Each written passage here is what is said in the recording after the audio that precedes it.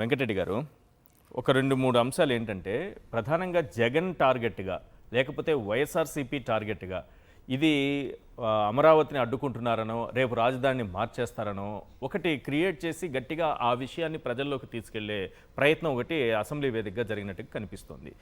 జగన్ గెలిచినా రాజధాని మార్చలేడు పదే పదే ప్రతి ఒక్కరూ చెబుతున్నటువంటి అంశం. మిమ్మల్ని ఎందుకు దోషులుగా చూపిస్తూ ఈ తీర్మానం పెట్టారు ఈరోజు? అంటే ఈరోజు ఒక్కరోజే కాదు వాళ్ళు ప్రతిరాజు ఇప్పుడు చంద్రబాబు నాయుడు గారు దావోస్ పోయినా డల్లాస్ పోయినా ఇంట్లో డైనింగ్ టేబుల్ మీద ఉన్న తెలుగుదేశం పార్టీ మీటింగ్ అయినా క్యాబినెట్ మీటింగ్ అయినా లేదంటే ఆయన 1వ తారీఖు 4,000 పెన్షన్ ఇవ్వడం కోసం ₹1 కోటి ఖర్చు పెట్టి షో చేయడానికి వెళ్ళినా యాడికి ఏం పోయినా జగన్ గారి నామస్మరణ తప్ప ఇంకోటి ఉండదు.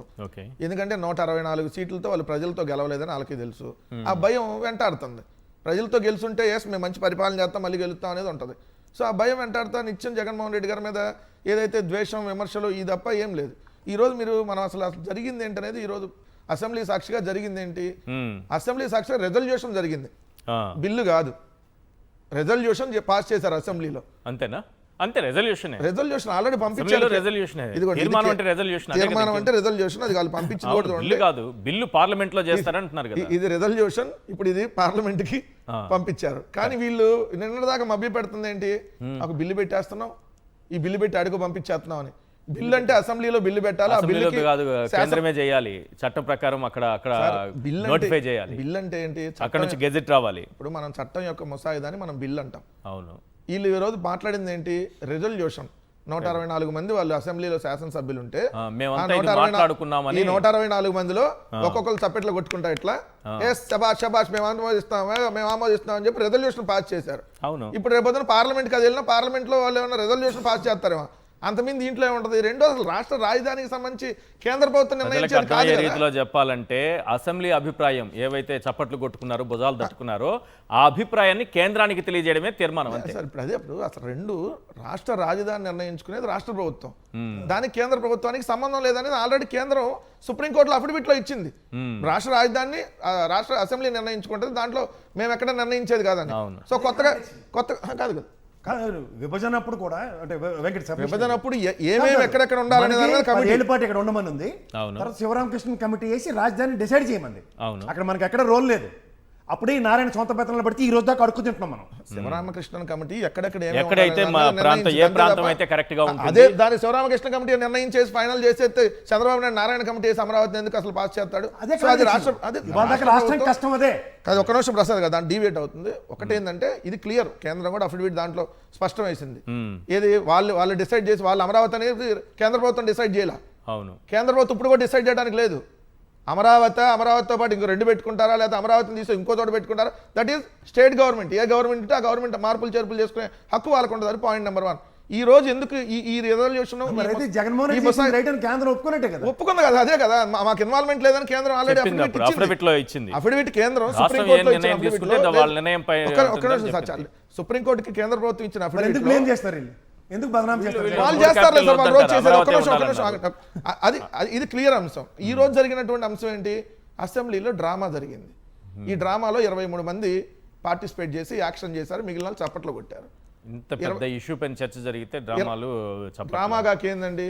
ఈ డ్రామాను కూడా ఎట్లా ఫస్ట్ స్పీకర్తో మొదలైంది. స్పీకర్ గారు ఆయన వ్యక్తిగత అభిప్రాయంగా నేను ఇది చెప్పాలనుకుంటున్నా అన్నాడు. స్పీకర్ చైర్లో కూర్చొని వ్యక్తిగత అభిప్రాయం ఉండదు, ఇంట్లో కూర్చొని చెప్పుకోవాలి. అది పార్టీ ఆఫీస్కి వచ్చి కూడా మీటింగ్లు పెడతానికి ఉండదు. సో స్పీకర్ గా మీరు ఆడ కూర్చున్నప్పుడు ఆయన మాట్లాడినటువంటి మాటలు ఒక్కసారి చూడండి సార్, ఎంత దారుణమైనటువంటి వ్యాఖ్యలు చేస్తా ఉన్నాడు అక్కడ కూర్చొని. అంటే ఏమంటాడు ఆయన? అందరినీ సంప్రదించి అత్యంత ప్రజాస్వామ్య పద్ధతిలో రాజధానిపై నిర్ణయం తీసుకున్నారంట. ఏడ తీసుకున్నారు? హైదరాబాద్ అసెంబ్లీలో చర్చ కూడా జరగకుండా డైరెక్ట్ గా అనౌన్స్మెంట్ చేస్తే జగన్ గారు అవరోధింది. చర్చ కూడా జరగకుండా మీరు డైరెక్ట్ గా అనౌన్స్మెంట్ అది చేస్తారు అని చెప్పి జగన్ గారు మాట్లాడితే అత్యంత ప్రజాస్వామ్యబద్ధంగా అంట అందరినీ సంప్రదించి నిర్ణయం తీసుకున్నారంట. రెండో పాయింట్, తన చేతికి కొబ్బరి చిప్ప దొరికినట్టు, అంటే కోతికి కొబ్బరి చిప్పలాగా ఆయన మాట్లాడినటువంటి మాటలు. 2, ఏదైతే 50 ఏళ్ళు వెనక్కి వెళ్ళిపోయిందంట స్పీకర్ చైర్లో కూర్చొని ఆయన మాట్లాడుతున్న మాటలు. అసలు ఈ స్పీకర్ చైర్లో కూర్చొని ఎవరన్నా ఈ 50 ఏళ్ళ వెనక నుంచి స్పీకర్ గారు ఉన్నారు ఇప్పుడు. ఆయనకి 50 ఏళ్ళ రాజకీయ అనుభవం ఉందని 50 ఏళ్ళు వెనక్కి వెళ్ళిందంటే అంటే ఇప్పుడు వెనక నుంచి వస్తానంటే కాదు కదా. సో ఇదొక అంశం. రెండోది క్లియర్గా ఈరోజు 23 మందితో మాట్లాడిచ్చారు సార్. దాంట్లో మంత్రులు కానీ ఎమ్మెల్యేలు కానీ ఒక్కొక్కరిలో మాట్లాడింది. కొంతమంది ఏమో డ్రామాని రక్తికెచ్చడానికి సింపతి గెయిన్ చేసే విధంగా కొంతమంది మాట్లాడారు. కొంతమంది ఏమో జగన్ గారిని పచ్చిబూతులే. మ్మ్. ఒక ఆయన ఏమో నాకు గన్తో కాల్చిపడాలనిపించింది అన్నాడు, ఎవరైనా ఎవరో అచ్చెన్నాయుడు గారు. ఇంకొక ఆయన ఏమో నల్లమల అడవుల్లో తీసుకెళ్లి జగన్ గారిని పడేయాలి, అక్కడ ఆకులు రాలుతాయి అంటాడు. మ్మ్. అంటే చూడండి ఎట్లా. ఇంకొకళ్ళేమో ఏదైతే అసత్యాలని అసెంబ్లీలో 5:30 గంటల పాటు 5:30 గంటల పాటు 164 మంది శాసనసభ్యులు ఉన్నటువంటి అసెంబ్లీలో 23 మంది చేత అబద్ధాలని, అసత్యాలని, పిచ్చి కోతలు, బూతులు, రెచ్చగొట్టేటటువంటి వ్యాఖ్యానాలు, అడ్డదిడ్డమైనటువంటి ఆరోపణలతో 5:30 గంటల పాటు సాగినటువంటి డ్రామా. ఫైనల్గా ఆ డ్రామాలో రిజల్యూషన్ పాస్ చేసాం, అమరావతి రాజధాని అని రిజల్యూషన్ పాస్ చేసామని 12 ఏళ్ల తర్వాత నిద్రలేసి ఇప్పుడు రిజల్యూషన్ పాస్ చేసామని చెప్పారు. ఇంత మించి దాంట్లో జరిగింది ఏమన్నా ఉందా? సరే, ఒక్కొక్కరు మాట్లాడిన దాంట్లో కొంత తీసుకున్నాం. మెయిన్ ఇంపార్టెంట్ లో ఓకే. నారాయణ గారు ఏమంటారు, 4,000 ఎకరాలు మిగిలిందంట. అవును, 4,000 ఎకరాలు మిగిలింది, దాంతో అప్పులు తీరుస్తాము, మొదటి దశ భూసేకరణ చేయడానికి అన్నాడు. మరి ఇప్పుడు మీరు చెప్పినటువంటి ఆ 54,000 ఎకరాల్లో బిల్డింగ్లు కట్టడానికి కాకుండా, నోట్ దిస్ పాయింట్, బిల్డింగ్లు కట్టడానికి కాకుండా రోడ్లు, డ్రైనేజీ, ఎలక్ట్రిసిటీ, ఈ 3 చేయడానికి ఎకరానికి 2 కోట్లని 2018లో మీరు రిజల్యూషన్ పాస్ చేసి చెప్పారు. అవును, ఇప్పుడు ఇది 2026. అంటే ఆ 2 కోట్లది 3 కోట్లు అయిందిగా. మనం మామూలుగానే కిలోమీటర్ రోడ్డు 60 కోట్లు, 80 కోట్లు, 100 కోట్లు కాంట్రాక్ట్ ఇస్తాం కదా. మరి ఈ డెవలప్ చేయడానికి మీరు అన్నట్టుగా ఎకరానికి 3 కోట్లు వేసుకుందాం, తక్కువలో తక్కువ. ఆ 54,000 ఎకరాలకి 3 కాదు 4 అయింది అప్పటికి. ఇప్పుడు చూస్తే 4 కోట్లు 4 కోట్ల ఎకరానికి వేసుకుంటే 50,000 ఎకరాలకు 2 లక్షల కోట్లు అయింది. మరి మీ దగ్గర ఉంది 4,000 ఎకరాల ల్యాండ్ బ్యాంక్, ఎట్లా చేస్తారు? దీనికి ఏమైనా సమాధానం చెప్పారా? అసలు మీరు అమరావతి రాజధానికి సంబంధించి, ఇదిగోండి మేము ఈరోజు అమరావతి రాజధానికి సంబంధించి ఇప్పుడు పూర్తి అవబోతుంది. లేదంటే మీకు చెప్పాను కదా, ఎకరా 50 కోట్ల లెక్కన అమ్మి ఎక్కడ సార్ అదే అమరావతిలో ఎకరా 50 కోట్ల? ఇప్పుడు ఆయన చెప్పిన లెక్క అదే కదా సార్, 2 లక్షల కోట్లు ఖర్చు అవుతుంది. దేవాంశ రాజకీయాల్లోకి వచ్చినా కూడా ఇద్దరు లేదు తెలియదు, కానీ తర్వాత మాట్లాడదాం దాని సబ్జెక్టు. రెండు మీరు అమరావతి మీద చర్చలో ఇదిగో అమరావతి రాజధానిగా నిర్ణయించాం, అవును, ఇప్పుడు పూర్తి అయ్యిద్ది 2050కా 2200 సంవత్సరానిక ఎప్పుడు పూర్తి అయ్యిద్ది ఏమన్నా చెప్పారా? అసెంబ్లీలో 5:30 గంటల పాటు షో చేశారు కదా. 2 ఇంత ఖర్చు అవబోతుంది, ఇంత ఖర్చు ఇక్కడి నుంచి తెస్తున్నాం, ఇంత ఖర్చు ఇక్కడ ఖర్చు పెడుతున్నాం, ఈ ఖర్చుతో ఏదైతే దీనికి అసలు కమ్ వడ్డీ కలిపి సంవత్సరానికి ఇంత కడుతున్నాం, మొత్తంగా కలిపి ఇది ఇంత అవ్వబోతుంది, ఈ అప్పులు ఇలా తెరవబోతున్నాం, ఇది పేదలకు ఇక్కడ ఇల్లు కట్టడానికి అవకాశం ఏమైనా ఇస్తున్నావా లేదా?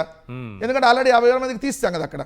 అట్లానే మిగిలిన చోట మళ్ళీ 2వ విడత ల్యాండ్ పూలింగ్ లో ఇప్పుడు 20,000 ఎకరాలు అన్నాం, అది కాకుండా ఇంకో 1,75,000 ఎకరాలు తీసుకోవాలనుకుంటున్నాం. సో దీన్ని తీసుకుంటే వాళ్ళకి ఎప్పుడు ఇస్తాం కవులు, ఎంత ఇస్తాం?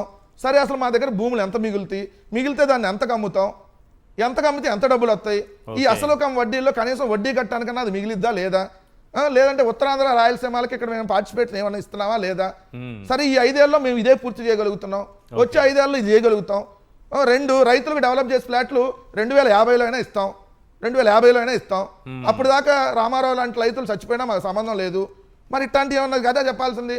మాన్యువల్గా ఫ్లాట్లు ఏదైతే బురద ఎత్తి పోయినాక మొత్తం అప్పుడన్నా మాన్యువల్గా ఫ్లాట్లు చూపిస్తాం, పిచ్చి మొక్కలు మొత్తం పీకేసినాకన్నా చూపిస్తాం మాన్యువల్గా ఫ్లాట్లు. ఎందుకంటే ఇప్పుడు ఆన్లైన్లో ఖర్చు చూపిస్తున్నాం మనం. ఇవన్నీ చెప్పాలి కదా. ఇప్పటి వరకు ఇంత ఖర్చు చేసి ఇంత కట్టాము, ఇంకా ఇంత కట్టాల్సింది ఉంది. మేము సెల్ఫ్ ఫైనాన్స్ క్యాపిటల్ అన్నాం. ఏంటంటే సెల్ఫ్ ఫైనాన్స్ క్యాపిటల్ అదే ఇందాక మా పేరు నాని అన్న చెప్పినట్టు 2014 నుంచి 19 దాకా 5,335 కోట్లు అప్పు తెచ్చాం సెల్ఫ్ ఫైనాన్స్ క్యాపిటల్కి. మళ్ళీ ఇప్పుడు 47,387 కోట్లు అప్పు చేస్తున్నాం.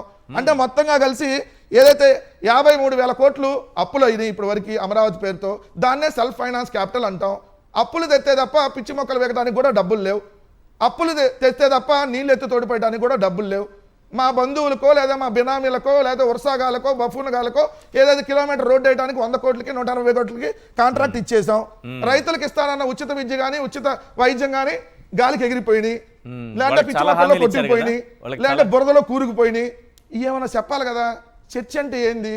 చర్చ అంటే చంద్రబాబు ఇంద్రుడు, చంద్రబాబు కొడుకు ఇంద్రుడికే ఇంద్రుడు. ఇంకోటి భువనేశ్వర్ గారు 2 చేతులు 2 గాజులు అమ్మేశాను. ఈ అసెంబ్లీలో జరిగిన తీర్మానాలు సార్, నేను మొత్తం అసెంబ్లీని ఫాలో అయ్యి చెప్తున్నా. అసెంబ్లీలో 2 గాజులు ఇచ్చేశారు, 2 గాజులు ఇచ్చేశారు, 2 గాజులు ఇచ్చేశారు నాది ఒకటి. ఇంకొక ఆయన మా పార్టీ నుంచి వెళ్ళిపోయాడు సార్, మాకు డిస్కస్ చేయాలి. చాట్ జీపీటీలో కొడితే ఏదైతే ఏపీ క్యాపిటల్ అంటే 3 చూపిస్తుందంట. అర్జెంట్గా తీసేయండి చాట్ జీపీటీ. చూడండి, లేదు వచ్చింది చూశాను.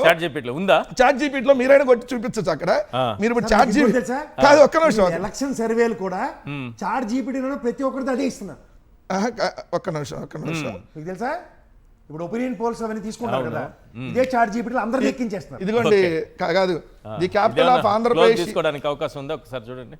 ఉంది చూడండి, ద క్యాపిటల్ ఆఫ్ ఆంధ్రప్రదేశ్ ఇదని, అక్కడ అమరావతి లెజిస్లేటివ్ క్యాపిటల్, ఏదైతే Visakhapatnam executive capital, Kurnool judicial capital అని చెప్పి అక్కడ వస్తుంది మీకు ఏపీ క్యాపిటల్ అని. ఏపీ క్యాపిటల్ అని కొడుతుంది. అలా ఉంచండి ఒక సెకండ్. అదే యార్లగడ్డ వెంకట్రావు అనేటటువంటి గన్నవరానికి సంబంధించి ఆయన చెబుతున్నాడు చాట్ జీపీటీలో ఏదో అవుతుందంటే అవునా అంటున్నాడు అసెంబ్లీలో వాళ్ళందరూ. నేను చూసి చెప్తున్నాను బాబు అంటున్నాడు ఆయన. చంద్రబాబు నాయుడు గారు ఇన్నేళ్లు అధికారంలో ఉండి అప్పుడు ఒక 5 ఏళ్ళు ఇప్పుడు ఒక 2 ఏళ్ళు 7 ఏళ్ళు అధికారంలో ఉండి కనీసం తీర్మానం చేయకుండా దాన్ని నోటిఫై చేయకుండా ఇన్నేళ్ల అధికారంలో మళ్ళీ ఎన్డీఏతో భాగస్వామ్యం. భువనేశ్వరం గారు చెప్పారు ఆయన మాట తప్పుడు అలాగే చెప్తాడు. ఒక్క నిమిషం ఆయన చెప్పింది ఆ మూడును. ఒక్క నిమిషం ఏంటంటే ఈరోజు అసెంబ్లీలో జరిగిన తంతి ఇది. ఒక ఆయన ఏంటంటే గన్ను పెట్టి కాల్ చేస్తాడంట. అసలు అసెంబ్లీలో ఏంటంటే గన్ను పెట్టి కాల్చాలనిపించింది నాకు. ఒక ఆయన నల్లమల అడవులు, ఆయనకేమో అంబులెన్స్ 20 సార్లు ఫోన్ చేసిన అంబులెన్స్ రావట్లా. ఆయనేమో ఆ శాఖ మంత్రి, సిగ్గుందా కనీసం చెప్పుకోవడానికి? కడుపుకి అన్నం తింటున్నావు మనం, అంబులెన్స్కి 20 సార్లు ఫోన్ చేసినా రాదా? ఏమయ్యా నువ్వు ఎట్ట మంత్రి అయ్యో? దాని మీద కదా మాట్లాడాల్సింది.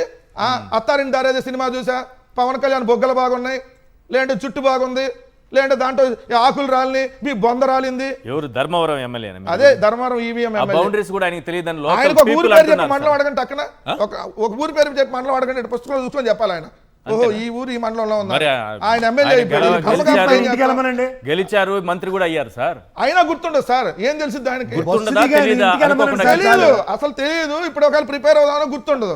గుర్తుంటే అంబులెన్స్ 20 సార్లు ఫోన్ చేస్తే ఎందుకు రాదు? ముందు దాని కదా మనం చూడాల్సింది. ఇట్లాంటి అన్ని పెట్టుకొని ఈ రోజు ప్రజలు ఏం లేదు సార్. ఫైనల్ గా చెప్పదలసింది ఏంటంటే ఇంకా 1,75,000 ఎకరాలు రెండో విడతలో తీసుకుంటున్నాం. దాది 50 గ్రామాలు. మొన్న 29 గ్రామాలకే మాకు మాడు వాచిపోయింది. పొలాలు తగలబెట్టి తీసుకోవాల్సి వచ్చింది, బెదిరించి తీసుకోవాల్సి వచ్చింది. ఇప్పుడు 50 గ్రామాల వాళ్ళు బాగా ఇంకా మేము ఎందుకు ఇస్తాం, మీరు దీని మీద ఏంది అసలు కథ ఏంది తేలవండి అంటున్నారు. మొదటి దశ ఇచ్చిన వాళ్ళు కూడా ఎదురు తిరుగుతున్నారు. మా కథ ఏందో తేలకుండా వాళ్ళ దగ్గర నుంచి చట్ట తీసుకుంటామని. అందుకని ఏంటి 50 గ్రామాలు 1,75,000 ఎకరాలు రెండో విడత భూసేకరణ చేయాలంటే ఏం చేయాలి? ఇదిగో అమరావతి రిజల్యూషన్ మోడీకి పంపించా, అయిపోతుంది, ఇక దీన్ని ఎవడు మార్చలేడు, ఈ అసలు ఇది మొత్తం ఇదే అసలు అని రైతులందరినీ పిచ్చాలను చేయాలంటే ఏం చేయాలి? రైతులందరినీ మభ్య పెట్టాలంటే ఏం చేయాలి? ఇదిగో రెజల్యూషన్ పాస్ చేసాం. నెవర్ బిఫోర్ నెవర్ ఎండ్ అంటారు కదా చంద్రబాబు నాయుడు గారు. ఏదైతే మోసం నెవర్ ఎండ్ నెవర్ బిఫోర్ అన్నట్టుగా ఇది ఈ రోజు జరిగినట్టు. మీ పాయింట్ ఏంటి సార్? జనార్దన్ రేపు ఏమైనా సూసైడ్ చేసుకుందాం సార్, ఎక్కడా కూడా ఇన్ని రీఆర్గనైజేషన్ యాక్ట్, ఇన్ని స్టేట్ బైఫర్గేషన్ జరిగినా గానీ ఎక్కడా కూడా స్టేట్ క్యాపిటల్ ని పార్లమెంట్ లో నిర్ణయించింది లేదు, పార్లమెంట్ యాక్ట్ లో నిర్ణయించింది లేదు. ఏదైనా కానీ అది స్టేట్ పరిధిలోనే వస్తుంది. అది స్టేట్ లో నిర్ణయించుకున్నా నోటిఫై చేసేది కేంద్రమే కదా, అవసరం లేదా? ఎవరు నోటిఫై చేసినా ఎక్కడ చేసినా కానీ పార్లమెంట్ లో యాక్ట్ లో ఖచ్చితంగా చేసేదానికి వెసులుబాటు లేదు. ఎందుకంటే ఎంటైర్ రాజ్యాంగంలో ఎక్కడ కూడా అర్థం కాని విషయం ఒకటి క్లియర్ గా చెప్పండి. రాష్ట్రానికి క్యాపిటల్ ఏదని కేంద్రం నిర్ణయించదు. మీరు చెప్తున్నట్టుగా రాష్ట్రమే రాష్ట్రమే నిర్ణయించుకున్నా దాన్ని నోటిఫై చేయాల్సినటువంటి బాధ్యత కేంద్రానికి ఉంటుందా ఉండదా? కేంద్రానికి ఉన్న బాధ్యత ఉన్నా అది తీర్మానం పెట్టి ఇలా 2 సార్లు చేసి అసెంబ్లీలో చేసి మండలిలో చేయకుండా పంపిస్తే అది జరగదు.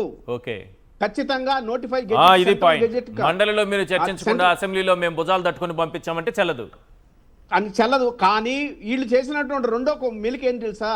Section 5 state reorganisation act, AP state reorganisation act, Telangana reorganisation act ఏదైతే ఉందో దాంట్లో సెక్షన్ 5 ని సవరించమంటున్నారు. అది జరగని పని, అది జరగదు. అదే సింపుల్ మెజారిటీతో జరగదు. నేను ఎందుకు చెప్తున్నానంటే ఇది ఏదైనా కానీ స్టేట్ లో ఒక్క విషయం అండి, పరిపాలన ఎక్కడి నుంచి కూర్చొని చేస్తే అదే రాజధాని అంతే. ఇప్పుడు ఒక ముఖ్యమంత్రి ఏదో విదేశాలకు పోతే అక్కడి నుంచే ఆయన స్టేట్ క్యాపిటల్ గా ఆయనే నిర్ణయించవచ్చు, అక్కడి నుంచే ఆయన కార్యక్రమాలు నిర్వహించవచ్చు. అదే చెప్తున్నాను నేను. అది స్టేట్ కార్యక్రమాలు ఎక్కడ జరిగితే అదే క్యాపిటల్ దాని అర్థం. కానీ దాని గురించి ఏదో పిచ్చి ప్రాలాపనలు ఒక అసెంబ్లీలో పెట్టి 5.5 గంట టైం వేస్ట్ చేసి ఏదో ప్రజల్లోకి ఏదో పంపిస్తున్నాం మనం, ఏదో సిగ్నల్స్ అని అనుకుంటున్నారు. కానీ ఖచ్చితంగా ఈ రోజు సోషల్ మీడియా ప్రతి ఒక్కరు మాట్లాడిందని ఉతికారేస్తున్నారండి. బద్దలైపోతున్నాయి సోషల్ మీడియాలో వాళ్ళు మాట్లాడిన ప్రతి మాటకి కౌంటర్స్. Right. మీరు బయట వేయలేదు జగన్మోహన్ రెడ్డి గారు మాట్లాడినటువంటి బయట వేయలేదు మీరు ఇంకా. ఇప్పుడే బయట దాంట్లో ఆయన ఏం వేస్తాను చెప్పాడు? ప్రభుత్వ భూమి అని అడిగారండి. ఇప్పుడే ప్రభుత్వ PCR నుంచి 30 లాగి అడిగారు. బయట వేస్తాను, దాన్ని ఆ బయట వినండి. పచ్చి అబద్ధాలు వర్ణిస్తారు వాళ్ళు. వీళ్ళ భాగవతాలన్నీ సార్, బయట సార్, పెడతా ఉంటారు, అవి బయటతో బయటపడతాయి. కాదు కదా, ఇది చెప్పిన తర్వాత ఏంటి అది జస్టిఫై అవుతుంది. వీళ్ళు జగన్మోహన్ రెడ్డి గారు చెప్పింది ఏంటంటే, మీరు 30,000 ఎకరాలు ప్రభుత్వం ఉంటే మీకు నచ్చింది కట్టుకుని మీకు నచ్చిన ఆర్గనైజేషన్స్ కి వాలంటీర్గా ఇవ్వచ్చు, అప్పుడు ప్రాస్పర్ డెవలప్మెంట్ అన్నదే ఆ కోణంలో చెప్పారు. ఇప్పుడు ఏం చెప్తున్నారు కదేంటి, అప్పనంగా ఇచ్చిన భూమిని నమ్మేసి కట్టేస్తానంటాడు.